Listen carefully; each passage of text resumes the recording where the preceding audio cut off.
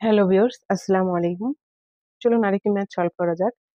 এখানে দেওয়া আছে তিনটি ক্রমিক স্বাভাবিক সংখ্যার যোগফল ১২৩। বৃহত্তম সংখ্যাটি কত?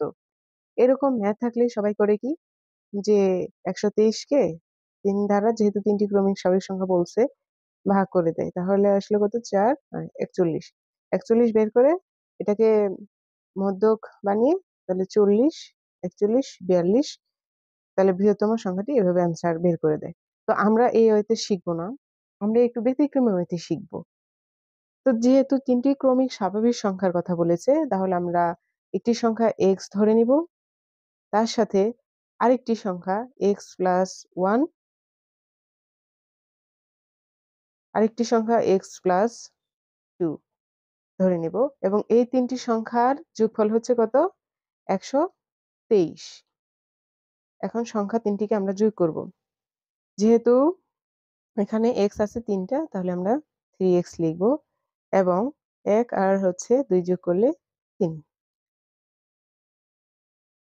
বা এখন আমরা 3x টাকে রাখবো এই পাশে পক্ষান্তর করে প্লাস 3 কে -3 তে নিয়ে যাব। বা 3x =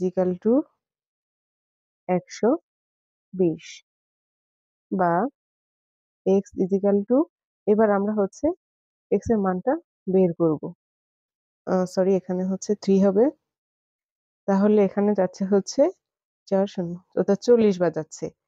এখন আমরা একটি সংখ্যা, অর্থাৎ এটা কার মান বের করেছি? x এর মান বের করেছি।